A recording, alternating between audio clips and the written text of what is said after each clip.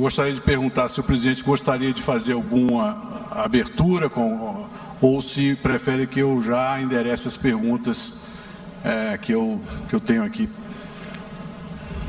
Eu gostaria de fazer uma pequena introdução. Ok, presidente. Ok? Adiante. Nós temos um quadro atual de antecipação eleitoral, tá? Mas eu não tenho aceitado provocações para entrar nesse campo, porque nós temos um país para administrar. E quando se fala em economia, nós não podemos esquecer que ao longo desses últimos 3 anos, a qual nós assumimos, em janeiro de 2019, tivemos 2 de pandemia. Realmente algo que nunca aconteceu semelhante no Brasil. Então, sobrevivemos a tudo isso. E, na área econômica, o Brasil é um dos países que menos sofreu. Lamentamos, na parte sanitária, as mortes. Lamentamos praticamente a morte da autonomia médica. Perderam, né? Parece que os médicos perderam essa autonomia durante a pandemia. Mas não é um caso para a gente debater muito aqui no momento. Eu queria falar alguma coisa para os senhores. Que o Brasil hoje está polarizado. Apesar de eu não estar em campanha, tem outro lado que está em campanha. Eu queria perguntar aos senhores, né? O senhor devia perguntar para mim, mas eu queria perguntar aos senhores. Como o Brasil estaria se essas medidas aqui, 16, fossem implementadas? Bem rapidamente. O que vocês acham, os senhores acham, né? De nós revogarmos a autonomia do Banco Central, de revogarmos a reforma trabalhista, a reforma da Previdência, retornar o imposto sindical, reestatizar as empresas que foram reestatizadas, que foram desestatizadas, acabar com o teto de gasto, o governo começar a interferir nos preços lá da Petrobras e da energia. Se nós viéssemos a fortalecer o MST, se nós fizéssemos uma campanha para recolher armas das mãos dos cidadãos de bem, se nós desmilitarizássemos as polícias militares, se nós extinguíssemos as escolas civil-militares e os colégios militares, se nós liberássemos as drogas no Brasil, se nós legalizássemos o aborto, se nós voltássemos a nos reaproximar de Cuba e outras ditaduras pelo mundo. Apenas essas perguntas, porque o outro lado defende exatamente tudo isso daí. Então, cada item desse dá um debate, mas eu creio que isso tudo, já que está do outro lado, caso vier a ser implementado, e eu como parlamentar que fui, sei que o início de governo, da forma como sempre existiu no Brasil, um governo forte, um governo que bem se relacione com o legislativo no tocante à distribuição de ministérios, bancos oficiais, de estatais, entre outras promessas. Nós sabemos como o parlamento age. Se isso tudo fosse botado em prática, como é que estaria a economia no nosso Brasil? Há alguma diferença entre nós? Ou alguns dos senhores vão falar que está tudo resolvido, não tem problema, o que vier a gente vai interagir e o Brasil vai para frente. Também perguntar aos senhores, né? Falar para os senhores, olhem o que acontece na nossa periferia. Aqui na América do Sul. Alguns países que enveredaram para esse outro lado. Disso que eu mostrei aqui. O que está acontecendo num país aqui que não faz divisa conosco, aqui na América do Sul, onde a economia ia muito bem. Alguns até falavam, não se preocupe, a economia indo bem, o resto não tem que se preocupar.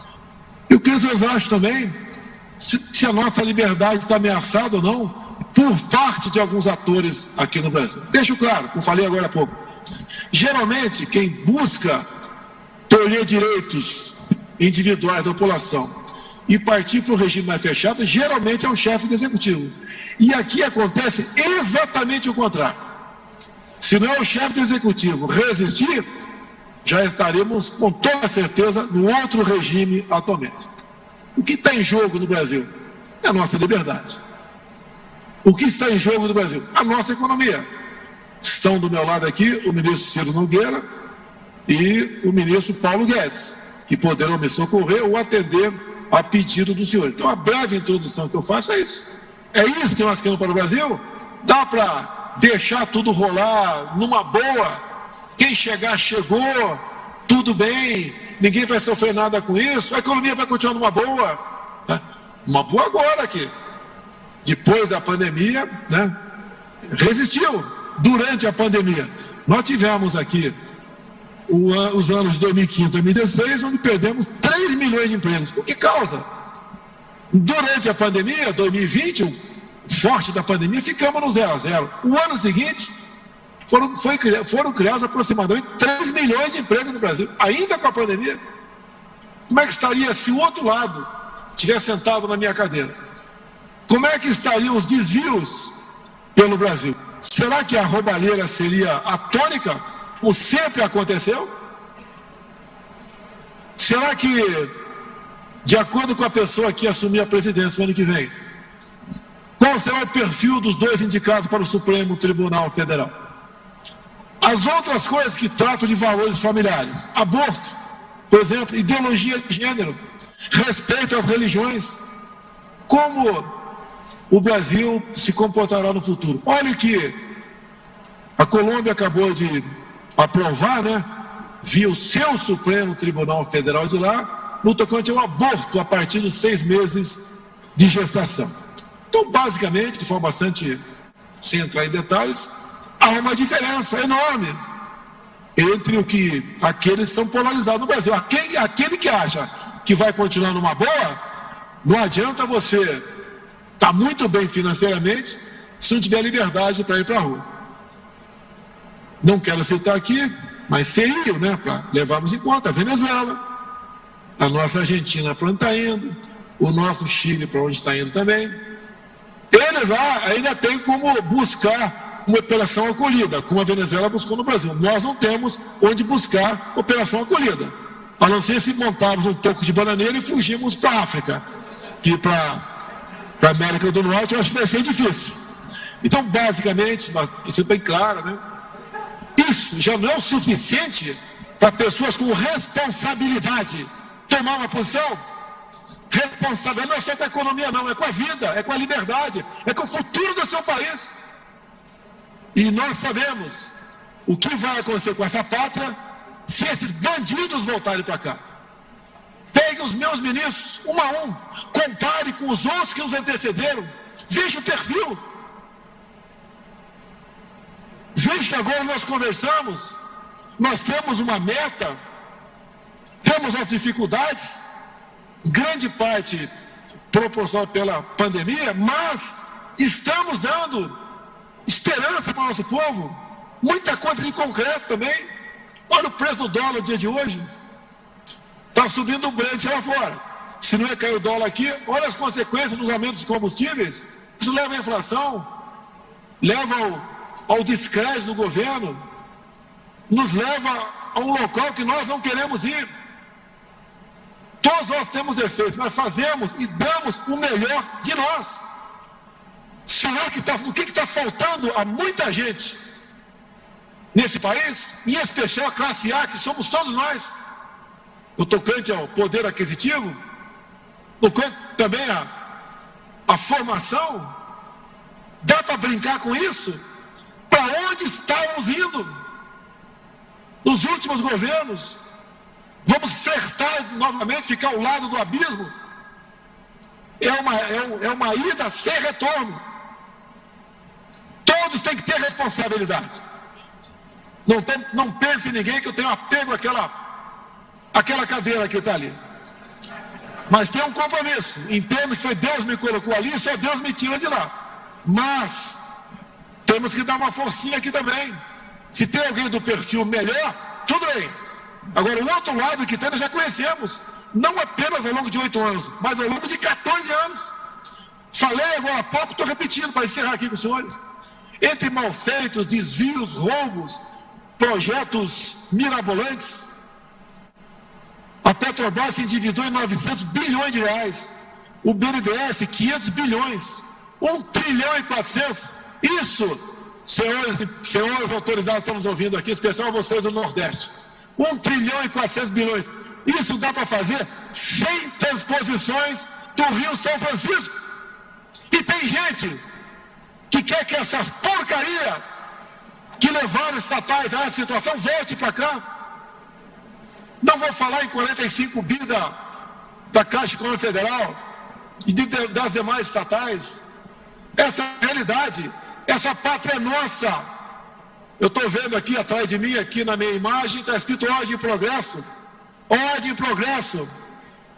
Mas precisamos de paz para ter a liberdade. E devemos lutar por isso. Não vai ser o chefe do executivo que vai jogar fora das 4 linhas. Mas, por favor, não vocês, 2 ou 3 no Brasil, não estique essa corda. Vocês vão ter que vir para dentro das 4 linhas. Afinal de contas, todos nós temos limites. O Ciro tem, o Paulo Guedes tem, eu tenho limites. Alguns poucos, 2 ou 3, acham que não tem limites. Podem ficar brincando o tempo todo de nos controlar, de desrespeitar a nossa Constituição, de ferir a nossa liberdade de expressão, de prender deputado, por mais errado que ele tenha sido, em suas palavras. E manter cidadão brasileiro que pode enterrar suas palavras com tornozeleira eletrônica, em desmonetizar páginas da internet, em querer botar freio na nossa liberdade de discutir eleições pelas mídias sociais. Onde vamos chegar? De termos um sistema eleitoral que você pode não comprovar que não é fraudável, mas você não tem como comprovar também que não pode ser fraudável. A alma da democracia é o voto. Tanto é que para caçar parlamentar na Câmara, não sei se continua assim, apesar do meu tempo do voto eletrônico, se fazia no papel. O que nós queremos? Paz, tranquilidade. E outra, o futuro do Brasil depende das nossas escolhas. Se eu vier candidato escolher a mim, o perfil está aqui do meu lado. O outro lado vai trazer uma turma que já ficou por meses presa. Vai voltar ao governo para quê? Para se locubetar. E vão estar cada vez mais conscientes, né? Bem, já que eu estou aqui, porque gostaram do que eu fiz. Vamos continuar fazendo. O que está em jogo é a nossa liberdade, é o futuro do nosso Brasil. Fui à Rússia tratar de alguns assuntos, um dos mais importantes, fertilizantes. A nossa agricultura, que nos orgulha a todos, leva um golpe quase que mortal sem fertilizantes. Fui negociar com o presidente Putin a questão de fertilizantes, entre outros assuntos, como depois tratamos a Hungria também. Somos tratados muito bem fora. Cada vez mais o mundo quer mais interagir conosco. Se eu tivesse errado, os 38 países da OCDE não teriam de forma unânime nos convidar para entrar nesse seleto grupo. A grande imprensa, parte da grande imprensa, o grande pai da grande imprensa, só tem notícia ruim. Os números estão aí, os senhores estão sentindo. Temos futuro. Se eu não me engano, Paulo Guedes, janeiro foi o mês que mais entrou dólar aqui no Brasil. Os números estão aí. O Tarcísio, tá? É um excelente ministro nosso, entre outros, tá? Fez ressurgir o modal ferroviário. Devemos ter brevemente mais 20 mil quilômetros de ferrovia no Brasil. Obras fantásticas que ele faz, que nos orgulha. Um jovem capitão do Exército, formado pela AMAN e pelo INE, que nos orgulha. Assim como tantos e tantos outros ministros. O Marinho, que levou água para o Nordeste. No passado, se fizeram transposição de dinheiro, nós de água. Esse é um pequeno retrato do Brasil, que parece que alguns ficam de brincadeira. Ah, mas não tem problema, não sei o que lá. Alguém quer que eu me aproxime com Cuba hoje? Que eu faça outro Porto Mariel lá fora? que tem como garantia charuto ou empréstimo para a Venezuela para dar calote na gente e continuam pagando com o dinheiro do FAT, entre tantos e tantos outros bilhões de dólares jogados o mundo afora, daria uma palestra enorme, não remunerada, para eu falar sobre isso para vocês. O que falta para alguns é responsabilidade. Não sei de tudo que pode ser feito no Brasil. Se soubesse, dispensaria todos os meus ministros. Estaria sozinho aqui. E ninguém faz nada sozinho. Temos excelentes auxiliares ao nosso lado. Não é só ministros, não são secretários, servidores, pessoas da iniciativa privada, entre outros que nos aconselham, como alguns dos senhores me aconselham. E nós temos essa responsabilidade. Nós queremos, não, nós exigimos e tudo faremos por um Brasil livre. Por um Brasil livre de corrupção. Dá para imaginar 3 anos sem corrupção? Não é por acaso. Se acontecer, a gente vai atrás. Mas estamos há 3 anos. Isso não representa nada para a classe pensante no Brasil? Ou acha que podemos flertar com o comunismo, com o socialismo? Uma rápida introdução, não sei se muito demorado, né? Mas desculpe o desabafo aqui, estou à disposição dos senhores.